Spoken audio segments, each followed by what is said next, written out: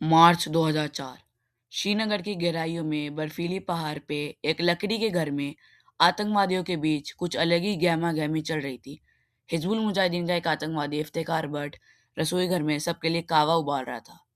वहीं दूसरे कमरे में अबू तोरारा और अबू सब्ज़ार एक दूसरे के कान में कुछ कहते हैं और दोनों ही अपनी AK-47 लोड कर लेते हैं। और तभी इफ्तिकार भट्ट दोनों के लिए कहवा लेके आ जाता है। पर अबू सब्ज़ार कहवा लेने के बजाय वो अपनी AK-47 इफ्तिकार पे तानता है और उससे पूछता है, "इफ्तिकार, मैं तुमसे आखिरी बार पूछता हूँ, सच बताओ तुम कौन हो?"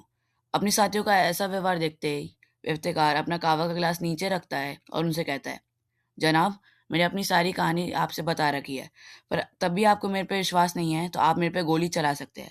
ये जवाब सुनते ही दोनों अबू तोरारा और अबू सब्ज़ार एक-दूसरे में हाँ में हाँ मिलाते हैं और अपना कहवा का गिलास उठाने चले जाते हैं।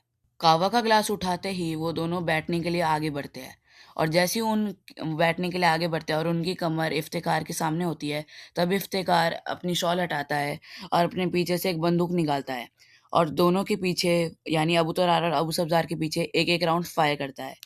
देखते ही देखते एक ही पल में अबू तरार और अबू सब्ज़ार आटों की बोरियों की तरह ज़मीन पे गिर जाते हैं।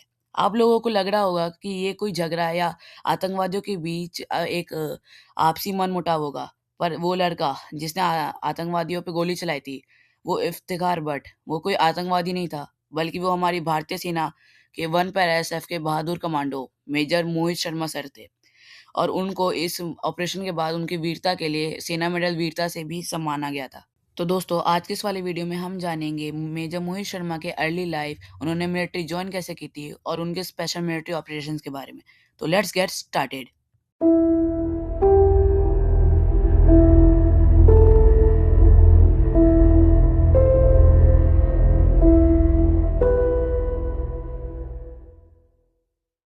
मेजर मोहित शर्मा सर का जन्म रोहतक, हरियाणा में 13 जनवरी 1978 में एक छोटे से परिवार में हुआ था और वो अपने परिवार में सबसे छोटे थे।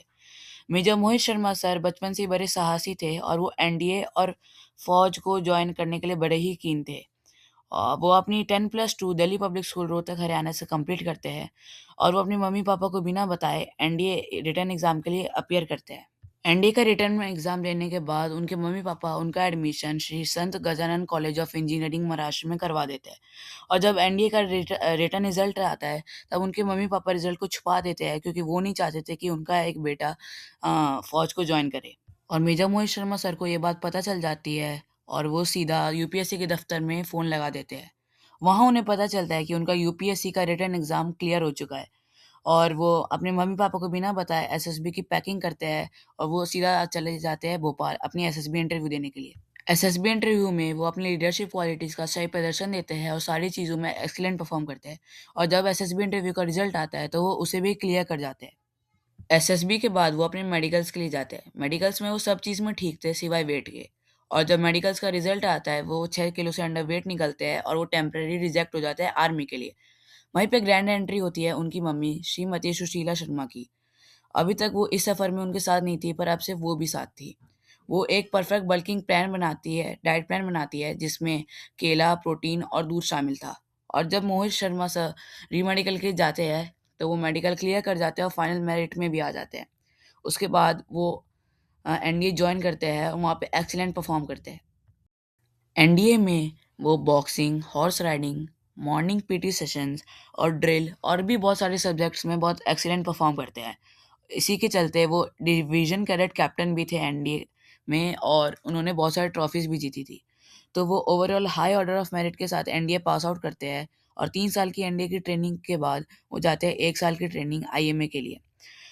आईएमए यानी इंडियन मिलिट्री एकेडमी में भी वो ड्रिल, मॉर्निंग पीटी और फायरिंग और माउंटेनियरिंग जैसे सब्जेक्ट्स में बहुत अच्छा परफ़ॉर्म करते हैं और हाई ऑर्डर ऑफ मेरिट के साथ इसमें भी पास आउट होते हैं। पास आउट होने के बाद उनको 5 मद्रास रेजिमेंट में कमीशन मिलता है। Madras regiment one of the oldest regiment in Indian army की और इसने ऑलमोस्ट सारे वॉर्स में पार्टिसिपेट किया है। मेजर मोहित शर्मा सर के पहले 2 लाइफ आर्मी में बड़ी नॉर्मल जाते हैं, पर मज़ा तो तब आता है जब दिसंबर 2001 में पार्लियामेंट अटैक होता है और इंडियन आर्मी इसके बदले में ऑपरेशन ऑपरेशन पराक्रम लॉन्च करते हैं। ऑपरेशन पराक्रम में हर पाकिस्तानी से चुन-चुन के बदला लिया जाता है पार्लियामेंट अटैक का। और इसी बदले में शामिल थे मेजर मोहित शर्मा सर और उनकी team. Major Mohit Sharma sir और उनकी टीम ने पूंछ राजौरी सेक्टर में बड़ी एक्टिवली पार्टिसिपेट किया था और बहुत ही सक्सेसफुल ऑपरेशंस किए थे। इसी के चलते उनको then chief of army staff Sundararajan Padmanabhan से chief of army staff recommendation card मिलता है, जो कि बहुत ही प्रीशियस माना जाता है। लेकिन ये किस्सा सिर्फ अवार्ड मिलने तक सीमित ही नहीं था, क्योंकि अब तक मेजर मोहित शर्मा सर पैराएसएफ की बहादुरी देख चुके थे और ये इनके लिए इतनी आकर्षक थी कि वो भी पैराएसएफ के लिए अप्लाई कर देते हैं। पहली बार में वो रिजेक्ट हो जाता है, पर दूसरी बार में शेर को अपना जंगल मिल जाता है, यानी उनको वन पैराएसएफ मिल जाती है और वो पैराएसएफ का प्रोबेशन भी क्लियर कर जाते हैं। उनकी पहली पोस्टिंग चंडीगढ़ के पास चंडी मंदिर वेस्टर्न कमांड में होती है।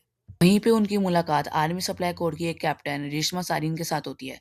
दोनों में एक दूसरे के साथ प्यार हो जाता है और दोनों शादी कर लेते हैं। इसके बाद में जब मोहित शर्मा सर को वापस कश्मीर बुला लिया जाता है और वहाँ पे एक ऐसे ऑपरेशन की शुरुआत होती है जो हर भारतवासी के दिल में मेजर मोहित शर्मा सर अपनी जगह बना लेते हैं। उन दिनों कश्मीर में हिजबुल मुजाहिदीन आतंकवादी संगठन ही बड़े एक्टिवली पार्टिसिपेट करता था और हिजबुल मुजाहिदीन के सारे अटैक्स को दो बंदे कोऑर्डिनेट करते थे। एक थे अबू तोरारा और एक थे अबू समजार।